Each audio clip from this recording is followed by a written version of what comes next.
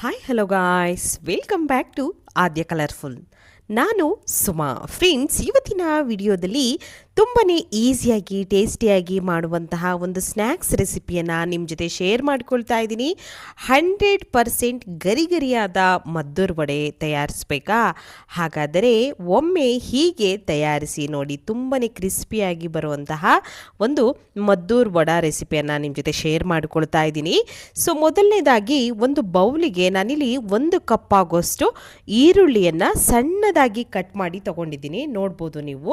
So ಈ ರೀತಿಯಾಗಿ ಸಣ್ಣದಾಗಿ ಕಟ್ ಮಾಡಿ ಹಾಕಿದ ನಂತರ ಒಂದು ಹಸಿರು ಮೆಣಸಿನ್ಕಾಯಿ, 1 ಅಥವಾ 2 ನೀವು ಸಣ್ಣದಾಗಿ ಕಟ್ ಮಾಡಿ ಹಾಕ್ಕೊಳ್ಬೋದು.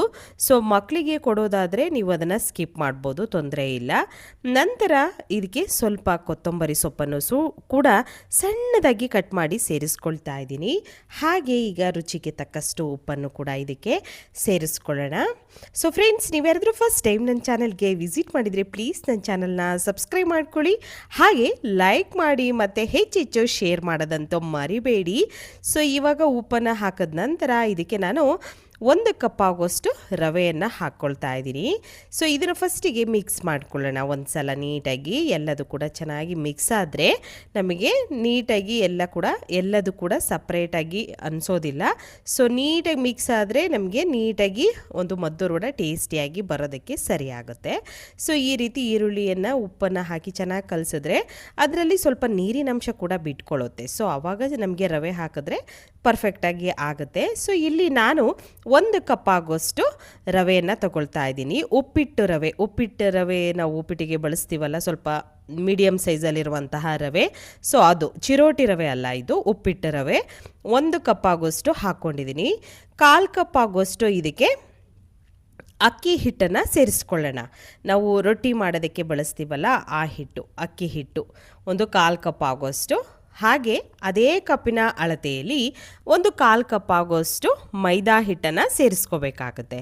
ತುಂಬಾ ಕ್ರಿಸ್ಪಿಯಾಗಿ ಬರುತ್ತೆ ಮೈದಾ ಹಿಟ್ಟು ಹಾಕೋದ್ರಿಂದ. ಖಂಡಿತವಾಗ್ಲೂ ನಿಮ್ಗೆ ಇಷ್ಟ ಇಲ್ಲ ಅಂದರೆ ಸ್ಕಿಪ್ ಮಾಡಿ, ತೊಂದರೆ ಇಲ್ಲ. ಆದರೆ ನೀವು ಒಂದು ಸ್ವಲ್ಪ ಮೈದಾ ಹಿಟ್ಟು ಹಾಕೋದ್ರಿಂದ ಟೇಸ್ಟು ತುಂಬ ಚೆನ್ನಾಗಿ ಬರುತ್ತೆ. ಸೊ ಒಂದು ಸಲ ಈ ವಿಧಾನದಲ್ಲಿ ಟ್ರೈ ಮಾಡಿ, ನಿಮಗೂ ಕೂಡ ಇಷ್ಟ ಆಗುತ್ತೆ ಫ್ರೆಂಡ್ಸ್. ಓಕೆ. ಸೊ ಅದಾದ ನಂತರ ಕಡಲೆ ಬೀಜವನ್ನು ಹುರಿದು ಅದರ ಸಿಪ್ಪೆಯನ್ನೆಲ್ಲ ಕ್ಲೀನ್ ಮಾಡಿ ಸ್ವಲ್ಪ ಅದನ್ನು ಕ್ರಷ್ ಮಾಡ್ಕೊಂಡಿದ್ದೀನಿ. ಸ್ವಲ್ಪ ಅಂದರೆ ತೀರಾ ಹಾಗೆ ಹಾಕಿದ್ರೆ ಅಷ್ಟು ಚೆನ್ನಾಗಿ ಬರೋದಿಲ್ಲ. ಪೌಡರ್ ಮಾಡಿದ್ರೂ ಕೂಡ ಕಡಲೆ ಬೀಜ ಸಿಗೋದಿಲ್ಲ. ಅದಕ್ಕೋಸ್ಕರ ಹಾಗೆ ಸ್ವಲ್ಪ ಕುಟಾಣಿಯಲ್ಲಿ ಹಾಕಿ ಸ್ವಲ್ಪ ಅದನ್ನು ಕುಟ್ಟಿ ಹಾಕ್ಕೊಂಡಿದ್ದೀನಿ.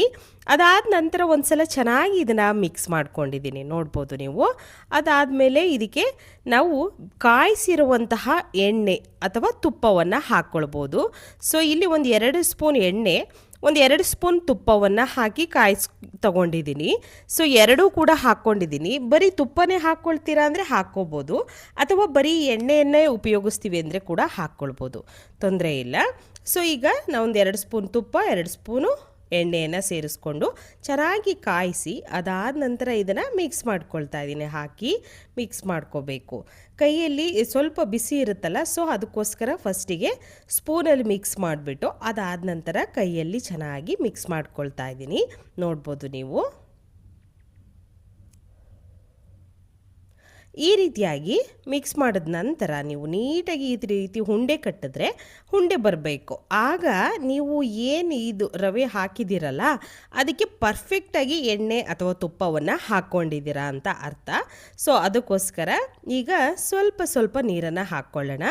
ಇದು ವಾರ್ಮ್ ವಾಟರು, ತೀರ ತಣ್ಣೀರು ಅಲ್ಲ, ತೀರ ಬಿಸಿನೀರು ಅಲ್ಲ. ಬಿಸಿನೀರನ್ನು ಕೂಡ ಉಪಯೋಗಿಸ್ಬೇಡಿ, ಇದೇ ಮೀಡಿಯಮ್ ನೀರು ಸಾಕಾಗುತ್ತೆ ನಮಗೆ. ಈ ನೀರನ್ನು ಹಾಕಿದ ನಂತರ ಒಂದು ಸಲ ಮಿಕ್ಸ್ ಮಾಡಿಕೊಂಡು ತಗೊಳ್ಳೋಣ.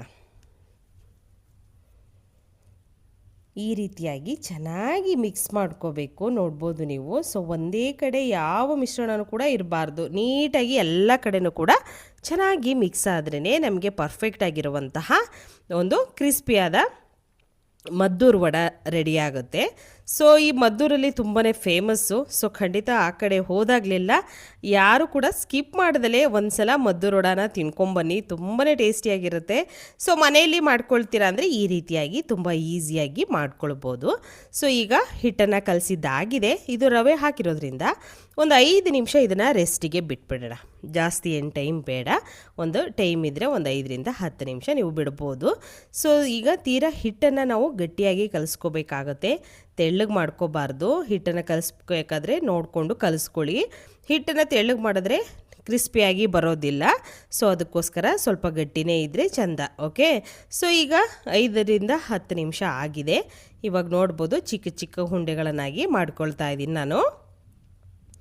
ಈ ರೀತಿಯಾಗಿ ಮಾಡಿಕೊಂಡು ನಿಮಗೆ ಯಾವ ಸೈಜಲ್ಲಿ ಮದ್ದೂರು ವಡೆ ಬೇಕು ನೋಡಿ ಆ ರೀತಿಯಾಗಿ ಫಸ್ಟ್ ಮಾಡ್ಕೊಳ್ಳಿ. ಈಗ ನೋಡ್ಬೋದು ನೀವು ಸ್ವಲ್ಪ ಎಣ್ಣೆಯನ್ನು ನಾನು ಕೈಗೆ ಹಚ್ಕೊಂಡಿದ್ದೀನಿ, ಮತ್ತು ಒಂದು ಪೇಪರ್ಗೂ ಕೂಡ ಹಾಕ್ಕೊಂಡಿದ್ದೀನಿ. ಪ್ಲಾಸ್ಟಿಕ್ ಕವರು ಅಥವಾ ಬಟರ್ ಪೇಪರ್ ಇದ್ದರೆ ಬಟರ್ ಪೇಪರ್ಗೂ ಕೂಡ ನೀವು ಹಾಕ್ಕೊಳ್ಬೋದು. ಸೊ ಈಗ ನಿಧಾನಕ್ಕೆ ತಟ್ಕೊಳ್ಳೋಣ ಇದನ್ನು. ಸೊ ತಟ್ಟಬೇಕಾದ್ರೂ ಅಷ್ಟೇ, ತೀರಾ ನಾನು ದಪ್ಪನೂ ತಟ್ಟಿಲ್ಲ, ತೀರಾ ತೆಳ್ಳಗೂ ಇಲ್ಲ, ಮೀಡಿಯಮ್ ಆಗಿದೆ. ಆವಾಗ ನಮಗೆ ಒಳಗೆಲ್ಲ ನೀಟಾಗಿ ಬೇಯಬೇಕು ಅಂತಂದರೆ ತೀರಾ ದಪ್ಪ ಮಾಡಬಾರ್ದು, ತೀರಾ ತೆಳ್ಳಗೂ ಕೂಡ ಮಾಡೋಕ್ಕೆ ಹೋಗಬೇಡಿ, ಚೆನ್ನಾಗಿರೋದಿಲ್ಲ ಅಷ್ಟು. ಸೊ ಈಗ ಮತ್ತೊಂದನ್ನು ಕೂಡ ಹೀಗೆ ರೆಡಿ ಮಾಡಿಕೊಂಡು ಒಂದೇ ಸಲ ಎಣ್ಣೆಯಲ್ಲಿ ಎಷ್ಟು ಬೇಕೋ ನೋಡಿಕೊಂಡು ಹಾಕ್ಕೊಳ್ಬೋದು. ಸೊ ಒಂದು 6ರಿಂದ 7 ನಾನು ಮದ್ದೂರು ವಡಾವನ್ನು ಫಸ್ಟ್ ಬ್ಯಾಚಿಗೆ ರೆಡಿ ಮಾಡಿಕೊಂಡು ಇಟ್ಕೊಳ್ತೀನಿ. ಸೊ ಈ ರೀತಿಯಾಗಿ ಈಗ ಈ ರೀತಿ ರೆಡಿ ಮಾಡ್ಕೊಂಡಿರುವಂತಹ ಒಂದು ವಡೆಗಳನ್ನು ಈಗ ಎಣ್ಣೆ ಕಾಯೋದಕ್ಕೆ ಆಲ್ರೆಡಿ ಇಟ್ಟಿದ್ದೀನಿ. ಸೊ ಎಣ್ಣೆ ಕಾದ ನಂತರ ಇವಾಗ ಒಂದೊಂದಾಗಿ ಹಾಕ್ಕೊಳ್ಳೋಣ. ಸ್ಟವ್ನ ಲೋ ಫ್ಲೇಮಲ್ಲೇ ಇಟ್ಕೊಳ್ಳಿ, ಹೈ ಫ್ಲೇಮ್ ಬೇಡ. ಸೊ ಲೋ ಫ್ಲೇಮಲ್ಲೇ ಎಣ್ಣೆ ಬಿಸಿ ಆದ ನಂತರ ಫುಲ್ ಲೋ ಫ್ಲೇಮ್ ಮಾಡಿಕೊಂಡು ಅದಾದ ನಂತರ ನೀವು ಎಣ್ಣೆ ಅಂದರೆ ತೀರಾ ಕಾದಿರಬಾರ್ದು ಫ್ರೆಂಡ್ಸ್. ತೀರಾ ಕಾದಿದ್ರೆ ಕಲರ್ ಚೇಂಜ್ ಆಗುತ್ತೆ, ಒಳಗಡೆ ಕ್ರಿಸ್ಪಿಯಾಗಿ ಬರೋದಿಲ್ಲ. ಸೊ ಅದಕ್ಕೋಸ್ಕರ ಎಣ್ಣೆನ ನೀಟಾಗಿ ಮೀಡಿಯಮ್ ಆಗಿ ಕಾಯಿಸಿ ಅದಾದ ನಂತರ ನೀವು ಈ ವಡೆಗಳನ್ನು ಹಾಕ್ಕೊಳ್ಬೇಕಾಗತ್ತೆ. ಸೊ ಹಾಕಿದ ನಂತರ ಅದನ್ನು ಏನು ಮುಟ್ಟಕ್ಕೆ ಹೋಗಬೇಡಿ, ಅದನ್ನು ಹಾಗೇ ಬಿಟ್ಬಿಡಿ. ಅದಾದ ನಂತರ ಸ್ವಲ್ಪ ಹೊತ್ತು ನೋಡಿ ಈ ರೀತಿ ಅದೇ ಮೇಲೆ ಬಂದುಬಿಡುತ್ತೆ ಅವು.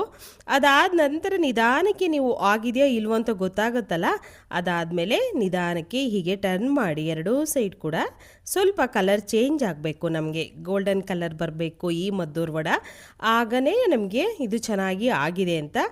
ಲೋ ಫ್ಲೇಮಲ್ಲೇ ಇಟ್ಕೊಂಡು ನಾನು ಬೇಯಿಸ್ಕೊಳ್ತಾ ಇದ್ದೀನಿ ಇದನ್ನು.